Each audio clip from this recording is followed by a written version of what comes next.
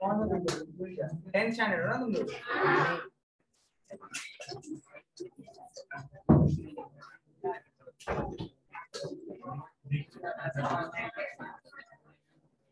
क्या दिखा था राशन?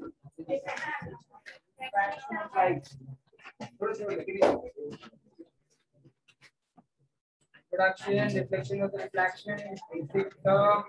ओके चलो सबका बुक बंद। मुझे 5 जन चाहिए क्लासरूम में, 2 लड़की 2 लड़के 1 लड़का, 3 तो 3 लड़के और 2 लड़कियां। आप नहीं? हाँ मैडम आप खड़े हो जाओ। हाँ कौन नर्वस कर रहा है? कौन नर्वस कर रहा है? हाँ मैडम आप खड़े हो जाओ। भाई आप सेकंड क्लास खड़े हो जाओ। कौन चुप कौन रहा है?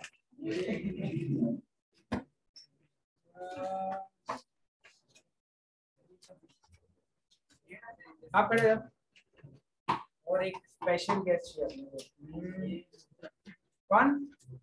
आप खड़े हो जाओ राजनीश। आप अरे यार चलो मैम रिफ्रैक्शन ऑफ लाइट बताओ क्या होता है? बुक्स बंद सबका, जिसका बुक ओपन उसको अलग से क्वेश्चन है। रिफ्रैक्शन ऑफ लाइट क्या होता है फटाफट?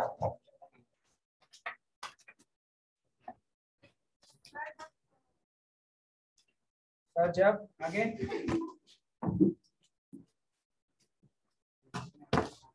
बताने की कोशिश कर रहेगा ना तो उम्र क्या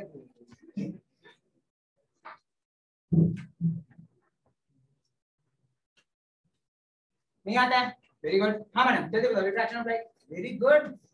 देखा मैं क्या पकड़ता हूँ लोगों को। हाँ what is refraction of light? जब लाइट किसी ऑब्जेक्ट से दूसरी तरफ लाइट किसी ऑब्जेक्ट से दूसरी तरफ जाता है तो ये मतलब मैंने लाइट पूछा क्या मैं? जल्दी जल्दी मेहरबानी करोगे मैं बता देता हूँ। चलो नहीं आता। Very good. नहीं तो क्या बात क्या बात। और नोट बनाया?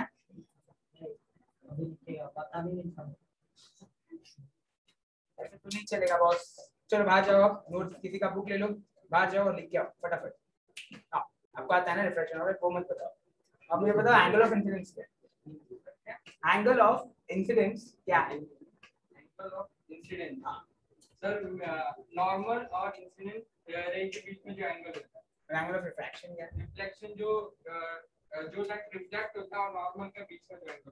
Okay fine better. नाम लिखो सबका 5 टाइम्स जितना भी पढ़ा रहा हूँ लास्ट लेक्चर में और इस लेक्चर में, और नेक्स्ट टाइम नहीं मिला तो मैं बाहर निकाल दूंगा। ठीक है बोलो।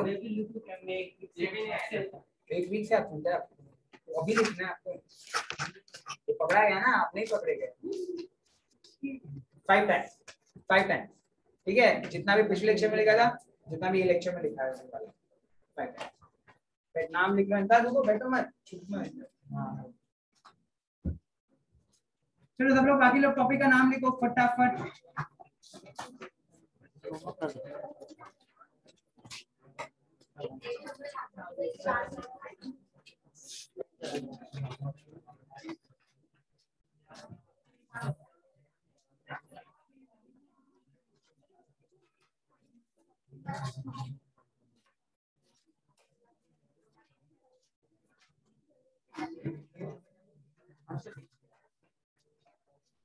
तो क्या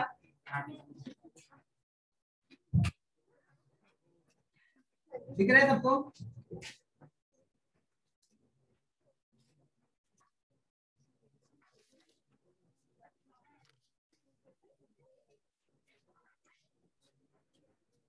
चलो पहले दो टॉपिक का नाम लिखो फटाफट।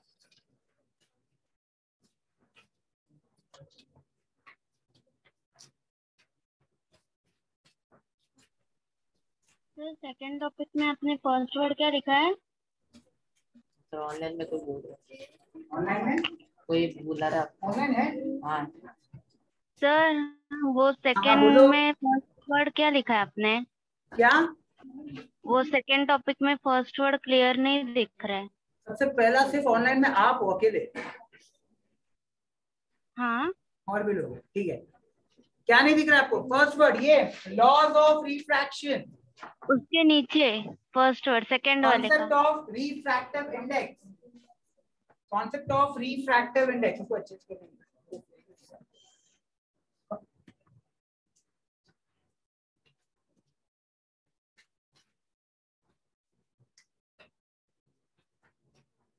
चल सब कर यहाँ पे।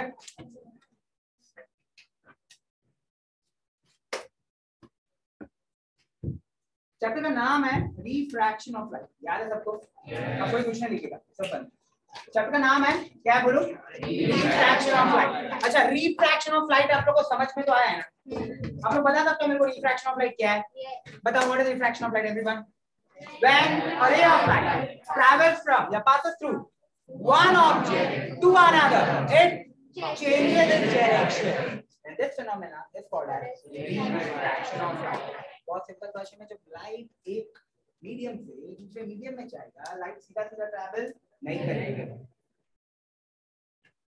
लाइट जब एक मीडियम से, यहाँ पे लाइट जब एक मीडियम से दूसरे मीडियम में जाएगा, लाइट सीधा सीधा ट्रैवल नहीं करेगी। क्या हो जाएगा? बैंड हो जाएगा।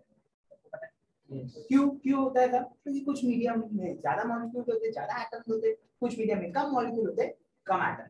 इसी को आप लोग क्या बोलते हैं? Refraction of light. सबको पता है ये बात? पक्का? लाइट पानी से, अगर समझो ये पानी है, ये पानी है, ठीक है, यहाँ से लाइट जा रहा था और अचानक ग्लास में आ गया, ठीक है, मुझे बताओ लाइट सीधा सीधा जाएगा ना अभी? पक्का? लाइट क्या करेगा? खुद को ये सबको पता है क्या? इसी फिनोमेना को क्या बोलते हैं हम लोग? कोई भी क्लासरूम में है जिसको ये नहीं मालूम है, हाथ उठाओ, बिंदास हाथ उठाओ प्लीज। लेक्चर के बाद में, ठीक है, 6 बजे के बाद, 6 बजे तक है ना लेक्चर? है ना? 5 बजे नेक्स्ट लेक्चर जल्दी आता है। समझ में आया सबको मैं क्या बोला? लाइट जब एक मीडियम से दूसरे मीडियम में जाता है, लाइट खुद तो क्या करता है? बैंड करता है। पक्का? सबको पता है इतना? अच्छा, अगर लाइट आया और चला गया, इसको क्या बोलते हैं? इतना सबको मालूम है? अच्छा, एक और चीज आपको मैंने बताया था ना, बेसिक कॉन्सेप्ट में बताया था ना मैं आप लोग को। क्या बताया था मैंने? ये क्या है? चलो कोई मीडियम नंबर 2 है, ये क्या है? Medium number 1। लाइट ऐसे क्या, इसको कौन सा रे बोलते हैं? अच्छा मुझे बताओ, लाइट इसको ऐसे सीधा सीधा जाना चाहिए था ना, पर क्या ये सीधा सीधा गया? इसमें खुद को क्या किया? अगर ये वाला रे को मैं अगर इंसिडेंट रे बोलूं, ये वाला रे को रिफ्रैक्टेड रे बोलूं, चलेगा सबको? This is refracted ray and this is incident ray. अच्छा, इसको परपेंडिकुलर एक लाइन ड्रॉ किया था ना मैंने, और उसको क्या नाम दिया था हमने? पक्का सबको याद है? इस लाइन को हमने क्या नाम दिया था बोलो? अभी नॉर्मल जो है ये क्या होता है? परपेंडिकुलर होता है किसको? इंटरफेस। इंटरफेस, फेस, इंटर मतलब बीच में, दो फेस के बीच में को इंटरफेस। नहीं याद है मैडम? नहीं याद है तो थोड़ा बहुत याद है सबको? अब नए हो गए?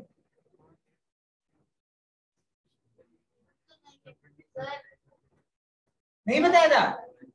नॉर्मल को नहीं सिखाया था मैंने? ये लाइन है, इसका नॉर्मल ऐसा होता है, ये लाइन है, इसका नॉर्मल ऐसा होता है, ये लाइन है, इसका नॉर्मल ऐसा होता है। अच्छा न्यू स्टूडेंट है मैडम, वेलकम वेलकम गाइस। नाम क्या आपका? आपका? यश। चलो ये डायग्राम सबको पता है, मैं आगे बढ़ूं? क्लास में किसी को नहीं, नए स्टूडेंट्स को और आपको छोड़ के किसी को और को नहीं मालूम है डायग्राम? सबको मालूम है? मैं आगे बढ़ूं? पिछले लेक्चर में। अच्छा तो आपको भी मालूम है ये डायग्राम? आगे बढ़ूं मैं? ठीक है। ये वाला एंगल को क्या बोलते हैं? Angle of incidence.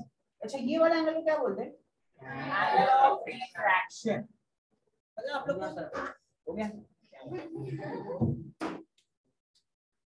मतलब आप लोगों को इतना मालूम है कि ये डायग्राम देख के यहाँ पे रिफ्लेक्शन ऑफ लाइट हो रहा है या रिफ्रैक्शन ऑफ लाइट हो रहा है, आप पहचान पा रहे, राइट? समझा मैं क्या बोला? अच्छा नेक्स्ट लॉ ऑफ रिफ्रैक्शन, हमको कुछ रूल्स होता है, कुछ ऑब्जर्वेशन देता है। क्या क्या रूल, क्या ऑब्जर्वेशन, कुछ लॉ देता है। क्या लॉ? ध्यान, अगर लाइट, अगर मैंने आपको बोला ये मेरा क्या है? मीडियम। ये क्या है मेरा? मीडियम। अगर मेरा रे ऑफ लाइट ऐसे पास हुआ तो ये कौन सा रे हो गया? अभी आपके पास इतना नॉलेज है क्या कि आप मुझे बता पाओगे कि ये लाइट कहाँ पे बेंड होने वाली है? लाइट तो कहीं पे भी बेंड हो सकता है ना, राइट? यहाँ पे भी बेंड हो सकता है, लाइट ऐसे भी बेंड हो सकता है, लाइट ऐसे भी बेंड हो, लाइट यहाँ पे भी जा सकता है। तो क्या आपके पास अभी तक इतना नॉलेज है कि आप मेरे को बता सकते हो कि लाइट कैसे बेंड होगा? नहीं नहीं। तो आप लोगों को सीखना है क्या? सीखना तो पड़ेगा ना अपने को। जब लाइट एक पर्टिकुलर एंगल में इंसिडेंट हो रहा है, सुनो मेरी बात अच्छे से, जब लाइट एक पर्टिकुलर एंगल में इंसिडेंट हो रहा है तो वो कहां पे जाए ये हमको समझो। लाइट इंसिडेंट हुआ 45 डिग्री, लाइट इंसिडेंट हुआ 60 डिग्री, लाइट इंसिडेंट हुआ 80 डिग्री। मतलब लाइट तो कोई भी एंगल में इंसिडेंट हो सकता है ना। आपको पता होना चाहिए कि अगर लाइट 45 डिग्री पे इंसिडेंट हुआ तो ये कितने डिग्री पे रिफ्रैक्ट होगा, और ये समझने के लिए आपको कुछ loss secret law of refraction पक्का बिना एक्सपेरिमेंट के, क्योंकि एक्सपेरिमेंट ऑलरेडी हो चुका है, ऑब्जर्वेशन ऑलरेडी हो गया। आपको बिना एक्सपेरिमेंट किए आपको पता होना चाहिए कि अगर लाइट एक पर्टिकुलर एंगल में आके गिर रहा है किसी भी कांच के ऊपर, किसी भी कांच के ऊपर अगर लाइट एक पर्टिकुलर एंगल में आके गिर रहा है, कौन सा एंगल में वो बाहर निकल रहा है। ये हमारा मेन एम है ये चैप्टर पढ़ने। नहीं समझ पक्का मैं क्या बोल रहा हूँ? ठीक है, चलो उसके लिए सबसे पहला लॉ है, लिखना स्टार्ट करो। Sir, your voice is breaking.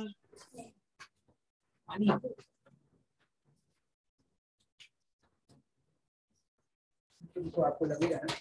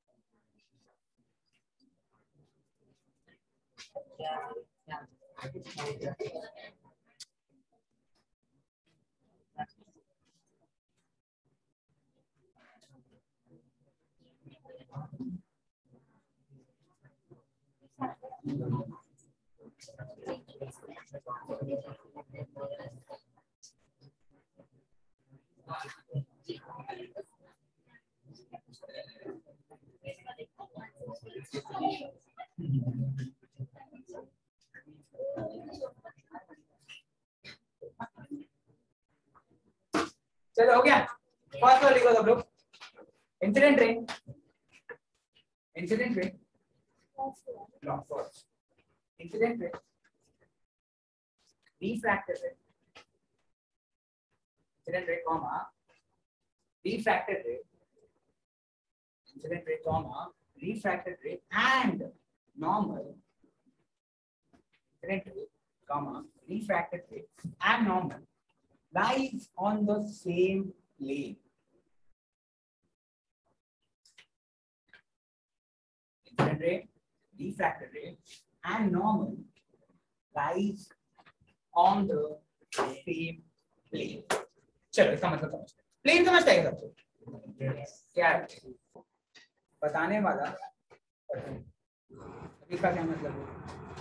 Example, ये रूम को देखो और मैं पूछूं अगर आपको ये रूम में कितना प्लेन है, क्या बोलो? एक प्लेन नहीं है। कितना प्लेन है ये रूम में? कितना प्लेन है? क्या लगता है कितना प्लेन है? 4 प्लेन है। वेरी गुड, 2D में जीते हो तुम लोग। देखो ये रूम में मैं बोला 6 प्लेन। अब आपको समझेगा कि प्लेन क्या है। देखो सबसे पहला जो बोर्ड है ये एक सरफेस है पूरा। अब डायरेक्शन को चेंज करो, 90 डिग्री पे आ जाओ। ये पूरा एक सरफेस है, तो ये प्लेन नंबर 1, ये प्लेन नंबर 2। अच्छा सामने वाला एक प्लेन है, जो डायरेक्शन चेंज करके मिलता है हमें थर्ड प्लेन, और plane direction change, fourth plane. समझा मैं क्या बोल रहा हूं? अच्छा ऊपर चलते हैं, फिफ्थ प्लेन, नीचे। इसके अलावा आप लोग कितने भी प्लेन बना सकते हैं। फॉर एग्जांपल ये एक प्लेन आप पकड़ रहे हो ना, मैंने ऐसे पकड़ लिया, ये भी तो प्लेन है। समझा मैं क्या बोला? लेकिन नॉर्मली हम लोग को डायरेक्ट अगर पूरा एक 3D को रिप्रेजेंट करना है तो हम लोग ये 6 प्लेन से रिप्रेजेंट कर सकते हैं, बाकी अननेसेसरी होता है मोस्ट ऑफ द केसेस। ठीक है, तो क्या बोलो, फॉर एग्जांपल यहाँ पे देखो सब लोग, ये चैप्टर पे हम लोग नॉर्मली डील करेंगे कुछ ये सरफेस, एक प्लेन दिख रहा है, प्लेन नंबर 1। अच्छा ये दूसरा प्लेन दिख रहा है, प्लेन नंबर 2 दिख रहा है, ये है आपका प्लेन नंबर 3। अच्छा अंदर भी तो ऐसे 3 होंगे ना, समझ आएगा मैं क्या बनाया। चलेगा चलेगा। ये देखो ये नीचे का प्लेन नंबर 1 दिख रहा है सबको, ये प्लेन नंबर 2। सिमिलरली यहाँ पे जो है ये अपना प्लेन नंबर 3 है ना, और सिमिलरली यहाँ पे अंदर है ना ये प्लेन नंबर 4 इसके सामने है ना, और ये प्लेन नंबर 5 और उसके पीछे अभी मैं नहीं बना सकता, वो है प्लेन नंबर 6। अब मेरा बोलना क्या है, जब भी लाइट रिफ्रैक्ट करता है, जब भी लाइट रिफ्रैक्ट करता है,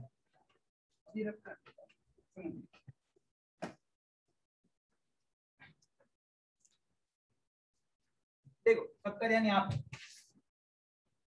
ये क्या है बोलो, एक प्लेन है, अगर मैं ऐसा बोलूं चलेगा? कोई भी प्लेन ना 2 डायमेंशन का होता है, कोई भी प्लेन कितने डायमेंशन का होता है? 2 डायमेंशन। डायमेंशन समझता है सबको? हम लोग कितने डायमेंशन में जीते हैं?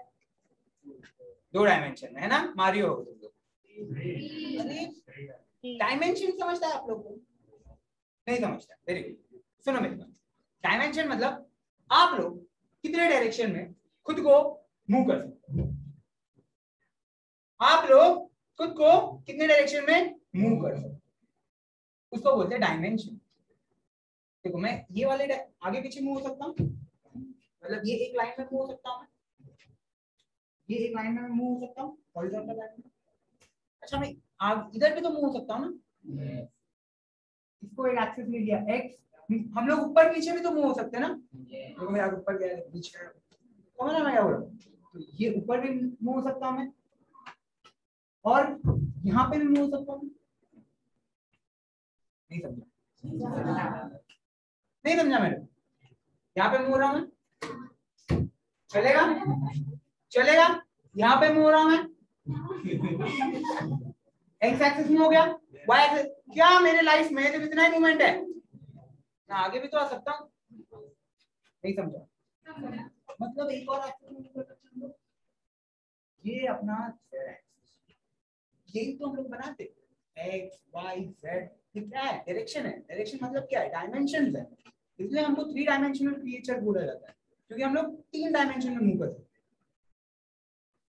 तो आप लोग टाइम में मूव करना चाहते हो ये तो आप 4 डायमेंशन,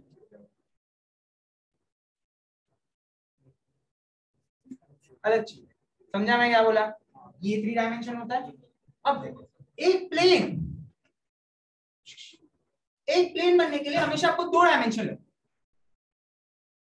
एक प्लेन हमेशा कितने डायमेंशन से बनता है? 2। फॉर एग्जांपल ये क्या है? ये x है, ये y है, कितने डायमेंशन में? x y, कितना dimension? 2।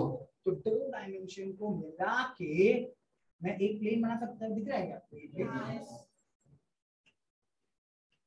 Plane is not just a flat surface. Plane is a surface which has 2 dimensions. The surface एक accurate word था, लेकिन surface 3 dimension में भी होता है। हमारा plane 3 dimension का नहीं बना है, हम 2 dimensional plane की बात कर रहे हैं। नहीं समझा? पक्का? पक्का? अच्छा, z ये एक dimension है और x एक dimension है, ये दोनों मिला के देखो एक plane बन जाएगा। 2 dimensional surface। अब समझा प्लेन क्या है? ये कौन सा है? y, ये z है, ये मिला के समझा मैं क्या बनाया? एक प्लेन मतलब plane is a surface. You can say plane is a surface made up of two dimensions. ठीक है, अब हमारे फर्स्ट लॉ क्या है, एक ही पढ़ा रहा हूं मैं, हमारा फर्स्ट लॉ पढ़ो क्या है,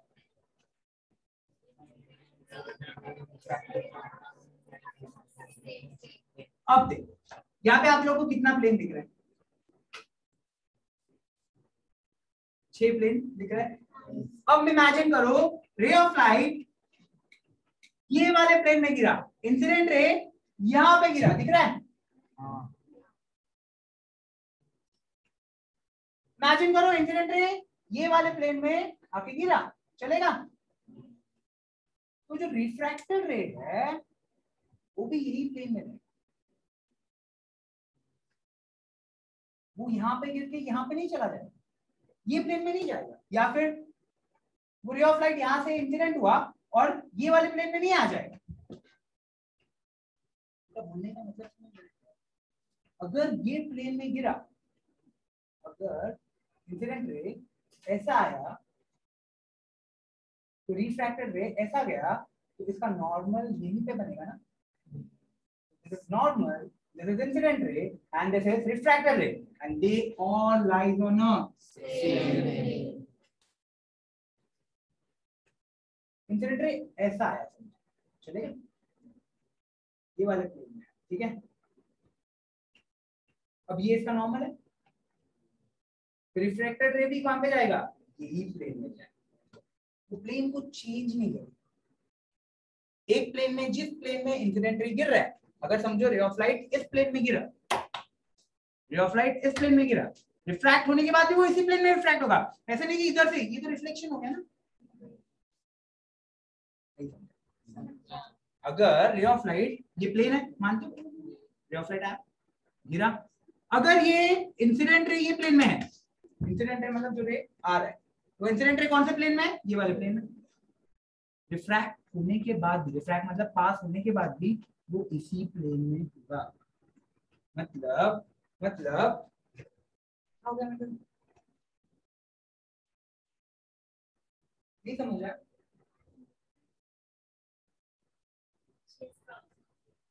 ओके, कुछ पेन हो रहा है?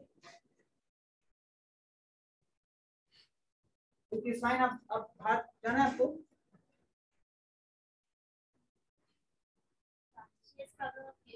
ओके, बाहर चले जाओ, कंफर्टेबल फील करो, जाओ। चिल्ला दिया क्या मैं? ज्यादा चिल्ला दिया क्या मैं? नहीं ना?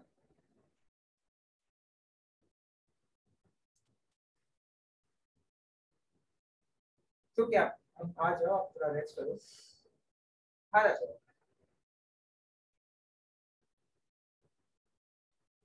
ना बात पक्का ना? नहीं, आप आ जाओ। ऋषभ को प्रॉब्लम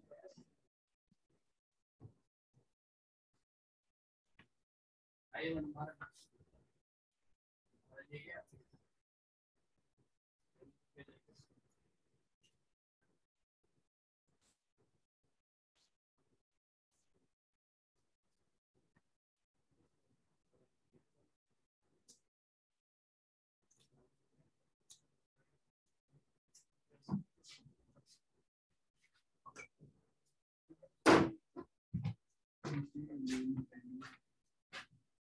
ठीक है। बोलने का मतलब सिर्फ बहुत सिंपल है, पहला लॉ हमको इतना बताता है कि कोई भी एक प्लेन में अगर लाइट आके गिर रहा है तो रिफ्रैक्शन भी उसी प्लेन में होगा, कोई और प्लेन में नहीं होगा, और नॉर्मल भी उसी प्लेन में होगा। नहीं समझा? तो incident ray, refracted ray and normal lies on the same plane. अगर ये आपका प्लेन है, ये आपका इंसिडेंट रे है, तो नीचे ही रिफ्रैक्टेड रे आएगा, प्लेन तो सेम है ना, नॉर्मल भी इसी प्लेन में रहेगा। अगर ये आपका प्लेन है, इंसिडेंट रे ऐसे आया, रिफ्रैक्टेड रे भी इधर ही रहेगा, नॉर्मल भी इसी प्लेन के थ्रू रहेगा। नहीं समझा मैं क्या बोल रहा हूं? तो incident ray, refracted ray and normal lies on the same plane. यहाँ पे इंसिडेंट रे तो इसी में रिफ्रैक्टेड रे होगा, यहाँ पे इंसिडेंट रे तो इसी में रिफ्रैक्टेड रे होगा, यहाँ पे इंसिडेंट रे तो इसी पे रिफ्रैक्टेड रे होगा। पक्का बोलो first law says that incident ray, refracted ray and normal lies on the same plane. ठीक है second point second law incident ray and refracted ray incident ray and refracted ray incident ray and refracted ray are incident ray and refracted ray are on the incident ray and refracted ray are on the opposite sides of normal opposite ulta opposite sides of normal incident ray and refracted ray are on the opposite sides of normal ये भी बहुत simple बात है तो नहीं बताओ ध्यान दो ये इसको मैं क्या बोलूं बोलो वेरी गुड इसको प्लेन बोलते हैं हम लोग क्यों प्लेन बोलते हैं इसको हम लोग क्योंकि थोड़ा डायमेंशन और एक सरफेस है ना इसको प्लेन बोलोगे क्या क्यों क्योंकि इसके पास जीनियस लोग ठीक है गुड अब ये प्लेन में ये क्या है इसमें किसी को प्रॉब्लम हो रहा है अच्छा ये कौन सा रे ऑफ लाइट है इसमें किसी को प्रॉब्लम हो रहा है अब मुझे बताओ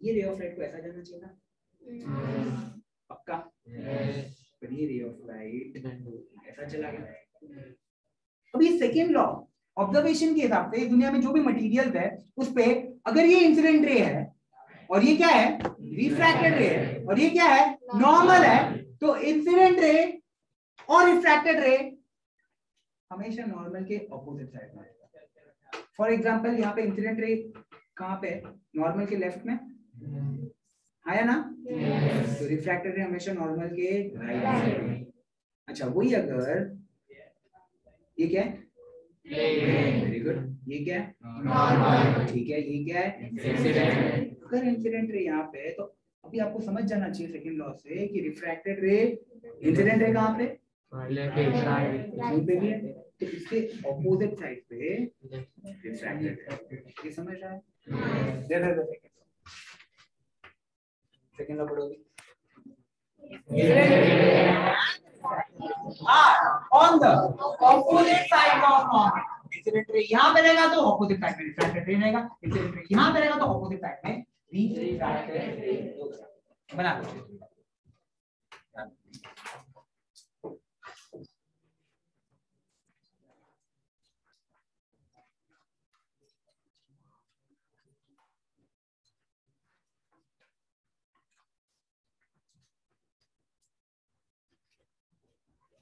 पहले कभी तुम लोगों ने ऐसा सोचा था कि लाइट किसी भी चीज के अंदर जा रही है उसके पीछे इतना बिल्कुल नहीं ना हमें सोचना पड़ेगा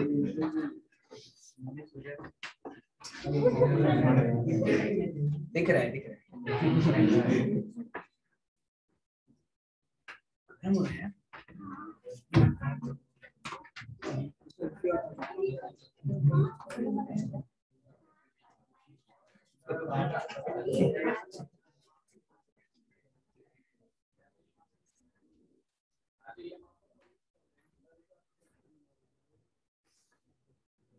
सेकंड पॉइंट लिख लिया यस लिखा तो दिया ही ना तो बना दिया ही है चलो थर्ड पॉइंट लिखो थर्ड लॉ चलो बना दो चलो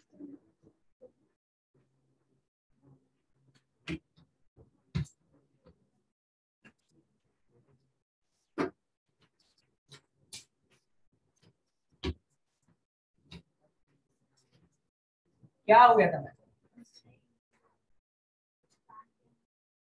अच्छा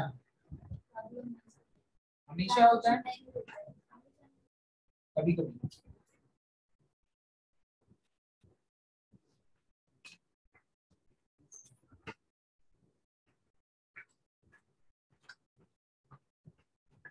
चलो आगे बढ़ते हैं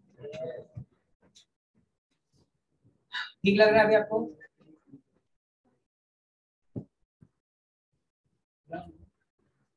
ठीक लग रहा है? ठीक, चलो थर्ड पॉइंट देखो, for a given pair of media, for a given pair of media, Urdu है, for a media, MEDIA, Urdu लग रहा है आपको, समझ रहे हैं तो, for a given pair, PAIR, pair of media, MEDIA, media, for a given pair of media, the ratio of, for a given pair of media, the ratio of sin I, तो डर लग रहा है, ये सब समझाना भी है। For a given pair of media, sin I to Theo, sin I to sin R. For a given pair of media, the ratio of sin I to sin R is always a constant. Always a constant. QNHCA. Always a constant. चलिए point तो समझ गया, आगे बढ़ेंगे अभी हम लोग, है ना? आगे बढ़ते हैं।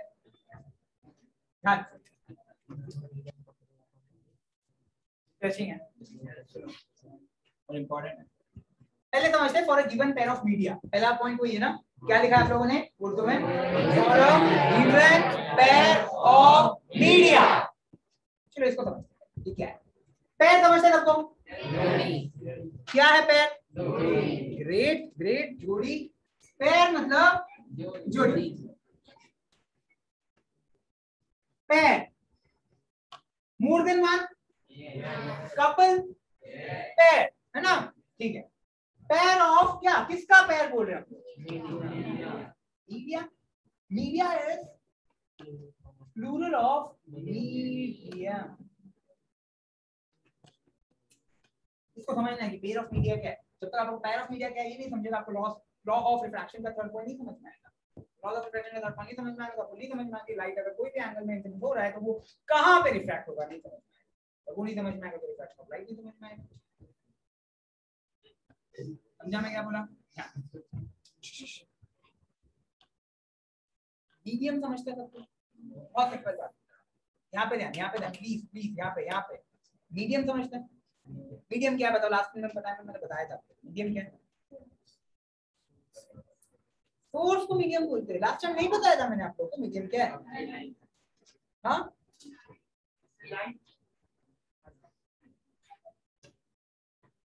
ये वर्ड याद है, हमारा सराउंडिंग हमारा मीडियम है।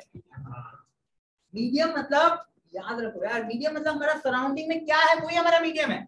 फॉर एग्जांपल अब भी हमारा मीडियम क्या है? अभी हमारे सराउंडिंग में क्या है? एयर है, तो एयर हमारा मीडियम है।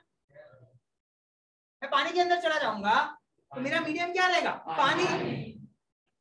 मैं हाइड्रोक्लोरिक एसिड के अंदर चला जाऊंगा तो मेरा मीडियम क्या होगा? Hydrochloric acid.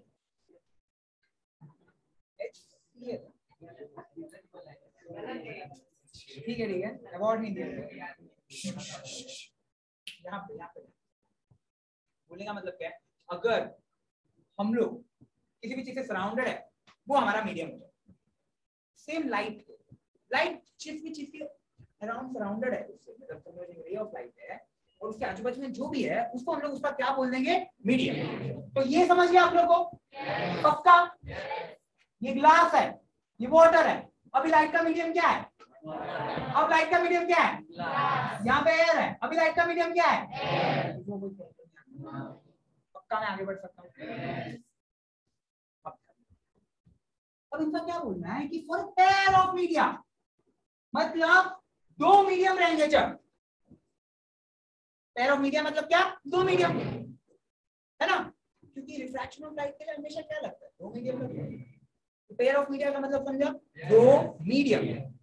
फॉर एग्जांपल ये देखो, ये क्या हमारा ग्लास, ये क्या हमारा ग्लास और ये हमारा एयर, ये दोनों मिला के हम लोग क्या बोल सकते हैं, this is a pair of media. कौन सा दो मीडियम आ रहा है यहाँ पे, air and glass. Pair of media समझा क्या, आगे पढ़ते हैं। For a pair of media,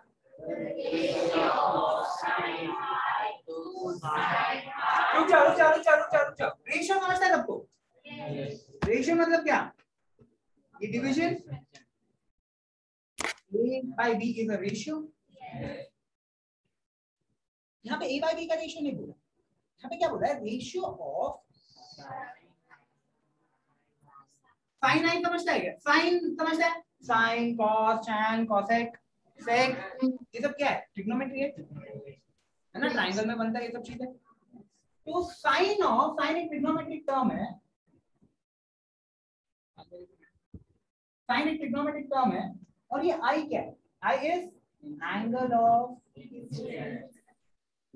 to sine r is always a तो लिख के रखो, sine i upon sine r is always a constant, लिख के रखो।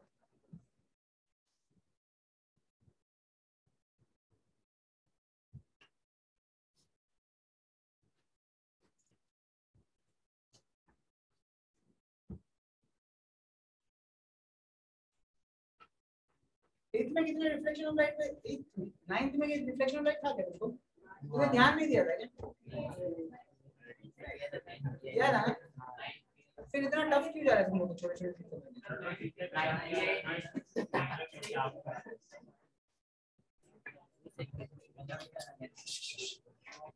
अब इसका मतलब समझना पड़ेगा हमको, हम लोग ने वर्ड्स के तो मतलब समझ लिए, अब ये पूरा वर्ड मिल के साथ में जो सेंटेंस बनाया है उसका मतलब समझना पड़ेगा।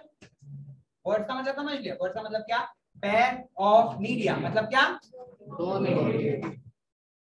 रेशियो मतलब किसका ratio, angle of incidence and line of refraction is constant, मतलब रट्टा तो हो गया है ना। दो मीडियम के लिए sin i upon sin r हमेशा कांस्टेंट होने वाला है, रट्टा तो हो गया है ना। For any medium, for pair of media, बोलो for a pair of media the ratio of sin i to sin r is always a constant. मतलब क्या है, इसका मतलब ये है कि अगर मैं ये ऐसे कुछ बना दूं, ये बोलूं मीडियम नंबर 2, ये बोलूं मीडियम नंबर 1, तो क्या इस डायग्राम को मैं पेयर ऑफ मीडिया बोल सकता हूं, for a pair of media, for a pair of media. ये कौन सा रे हो गया, किसको कोई प्रॉब्लम है, इंसिडेंट रे है, कोई क्लासरूम में जिसको नहीं मालूम कि इंसिडेंट रे, सबको मालूम है, ठीक है। अच्छा ये क्या है, अच्छा ये क्या है, तो इनका बोलने का मतलब सिर्फ इतना है कि कोई भी तो मीडियम ले लो, लाइट पास करो उस मीडियम में, यहाँ से लाइट को पास किया, एक एंगल ऑफ इंसिडेंस तो बनेगा ही ना वहां पे। सिमिलरली अगर रिफ्रैक्शन हो रहा है तो एक और एंगल बनेगा, कौन सा एंगल बनेगा, एंगल ऑफ, ये कौन सा रे है, रिफ्रैक्शन, ये कौन सा एंगल होगा, एंगल ऑफ रिफ्रैक्शन। इनका बोलने का मतलब ये है कि इसका साइन ऑफ एंगल आई, मतलब समझो आपका लाइट गिर रहा है 45 डिग्री, लाइट का इंसिडेंस हो रहा है 45 डिग्री, तो साइन 45 से 45 नहीं, sine 45 divided by angle of refraction. Refraction मतलब कौन सा एंगल में लाइट बेंड हो रहा है, दैट इज साइन आर। समझो एंगल है 30 डिग्री, 45 डिग्री में इंसिडेंट हुआ, 30 डिग्री पे रिफ्रैक्ट हुआ, तो साइन 45 अपॉन साइन 30 और कुछ वैल्यू आएगा, sin 45 अपॉन sin 30 का समझो कुछ तो वैल्यू आएगा।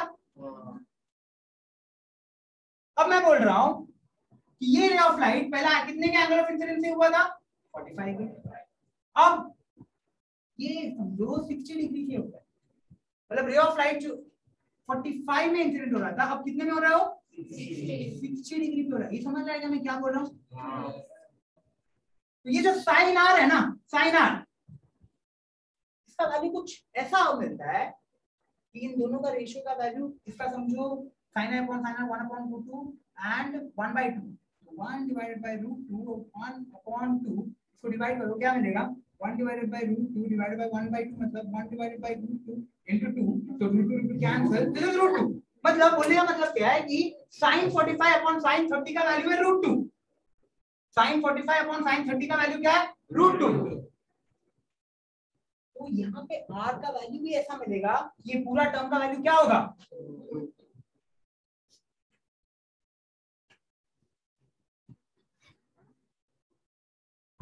सुनो सुनो मेरी बात, सुनो मेरी बात, बस उनका बोलना इतना है कि अब जब कोई भी दो मीडियम ले लो, कोई भी दो मीडियम, एक पर्टिकुलर गोल हो गया ना,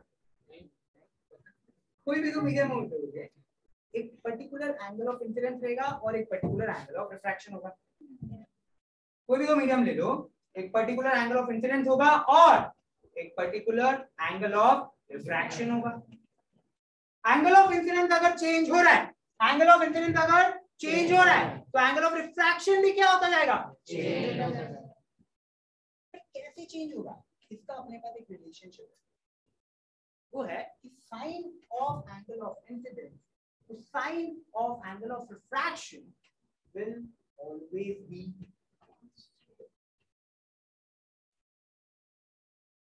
इससे क्या फर्क होगा, थोड़ा और डेप्थ में मालूम नहीं समझ में, ठीक है कोई बात नहीं, और थोड़ा डेप्थ में जाएंगे, और थोड़ा डेप्थ में जाएंगे, ठीक है। देखो ध्यान दो,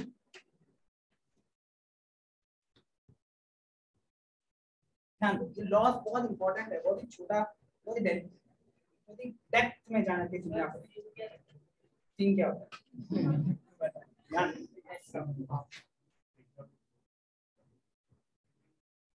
ये देखो, नो यार बोर हो गया ना, तो लेकिन सीखना पड़ेगा, ध्यान दो यहाँ पे, ये है मीडियम नंबर 1, पार्टिसिपेट करो, ये है मीडियम नंबर 1, ये है मीडियम नंबर 2, कोई प्रॉब्लम, नो प्रॉब्लम, ये कौन सा रे ऑफ लाइट है, ये क्या है, ये क्या है, ये है एंगल ऑफ इंसिडेंस, मैं बोल रहा हूँ एंगल ऑफ इंसिडेंस है 45 डिग्री, मैंने ये तो अपने कंट्रोल में होता है, समझो मैं एक्सपेरिमेंट परफॉर्म कर रहे, एक मीडियम लिया और लाइट को 45 डिग्री से इंसिडेंट किया, चलेगा, अपने कंट्रोल में होता है एंगल ऑफ इंसिडेंस को। अब हमने वो कांच के अंदर से, भाई मेरे को ऑलरेडी पूरा लग रहा है, ठीक है, कम से कम ध्यान दे देना। तो एंगल ऑफ इंसिडेंस तो हमारे हाथ में रहता है, समझने की कोशिश करो, एंगल ऑफ इंसिडेंस हमारे हाथ में होता है, मैंने समझो 45 डिग्री के एंगल से लाइट को मार दिया, इंसिडेंट कर दिया, चलेगा, तो लाइट ने खुद को रिफ्रैक्ट भी किया, तो यहाँ पे क्या मिला मेरे को, एंगल ऑफ रिफ्रैक्शन। समझ लो कि आपको एंगल ऑफ रिफ्रैक्शन मिला 60 डिग्री, चलो मान लेते हैं 30 डिग्री, एंगल ऑफ रिफ्रैक्शन क्या मिला आप लोग को, 30 डिग्री। इधर तक तो समझ में, मैंने क्या किया, रे ऑफ लाइट को 45 डिग्री पे मारा, रे ऑफ लाइट को बेंड किया, कितने डिग्री से, 30 डिग्री, इतना समझ गया।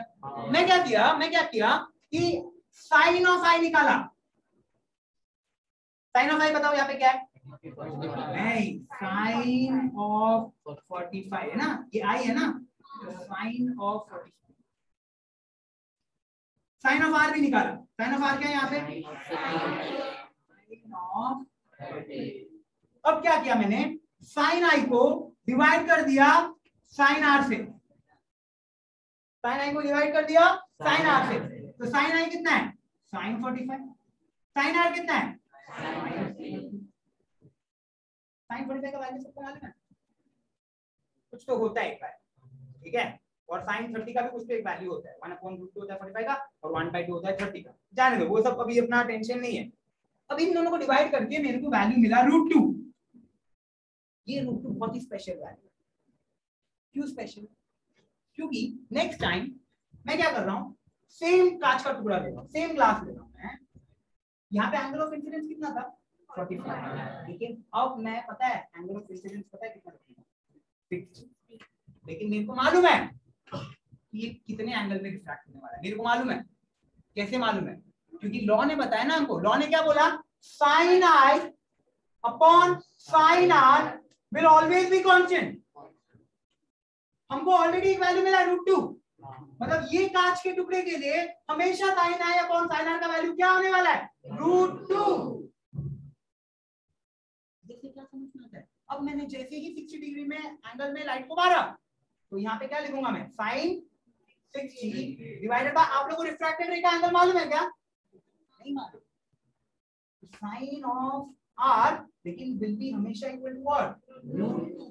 सिर्फ ये कांच के टुकड़े के लिए, for a given pair of medium, मतलब ये कांच के टुकड़े के लिए sine i upon sine r will be always equal to √2। यहां से मेरे को आर का वैल्यू मिला। तो हम लोग ने ऐसे करते करते ऑलमोस्ट इस दुनिया में जितने भी मटेरियल है सबका साइन आई और साइन आर का वैल्यू निकाल, बट हमको इसमें से पता चला है कि ये टुकड़ा लाइट को कितना बेंड कर सकता है, मतलब एंगल ऑफ इंसिडेंस कितना होगा तो एंगल ऑफ रिफ्रैक्शन कितना होगा, ये हमने फाइंड किया है थर्ड लॉ।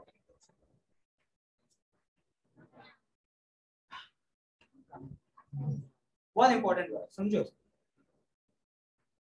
थर्ड लॉ क्या बोलता है, for a given pair of media.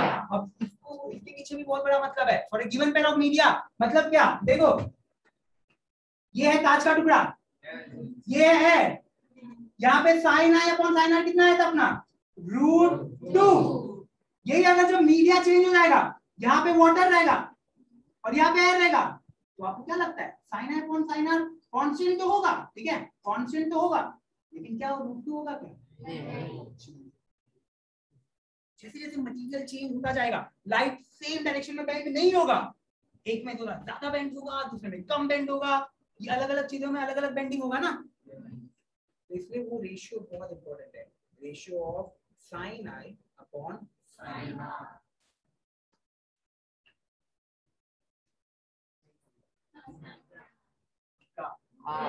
वापस third law says that for a given pair of media, the ratio of sin I upon sin R is always a constant। मतलब ये angle of incidence का sign ले लो, sign नहीं हम किसी आपको नहीं मालूम ना साइन क्या, साइन मतलब देखो एक ट्रायंगल है अगर, और ये एंगल थीटा है और ये x है, ये y है, ये हाइपोटेन्यूज है, तो साइन थीटा होता है क्या, ऑपोजिट अपॉन हाइपोटेन्यूज, ऑपोजिट होता है x, हाइपोटेन्यूज होता है y, तो ऐसा कुछ करते हैं, नहीं मालूम क्या ये नहीं मालूम, पिछले साल था जो 6 कॉमर्स भी मत लेना, साइंस भी मत लेना, आर्ट भी मत लेना, और करना, ये नहीं मालूम तो क्या करोगे यार, नहीं मालूम क्या, चलो जान दो, अभी जरूरत नहीं है हमको उसका, थर्ड लॉ समझा है। हाँ। अगर एक बहुत ही सिंपल भाषा में थर्ड लॉ का मतलब अगर मुझे समझाना है तो थर्ड लॉ इतना बताता है कि कोई भी मीडियम में लाइट कितना बेंड होता है, ये आपको थर्ड लॉ, बहुत सिंपल भाषा। चेंज होता है क्या अगर मीडियम चेंज हुआ,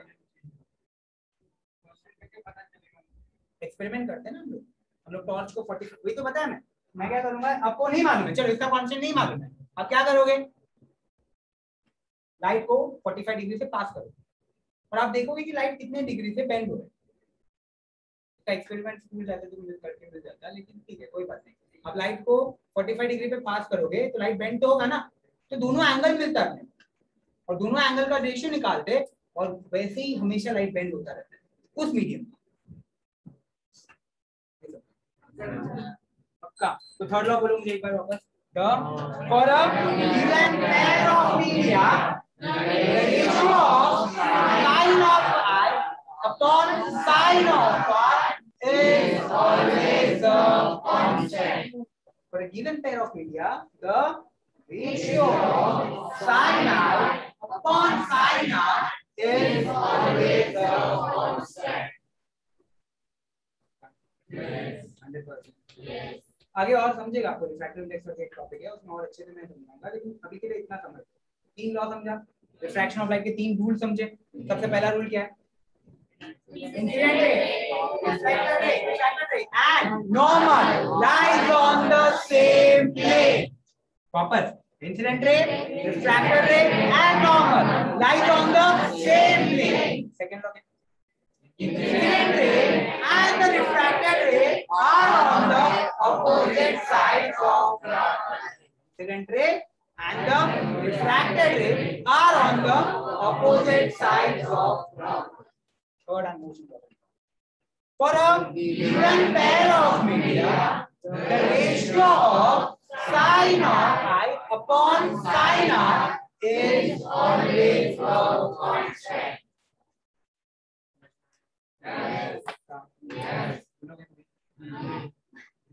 पढ़ के आना है तो 5 टाइम लिख के आना सब लोग ठीक है सब लोग 5 हाँ 3 लोग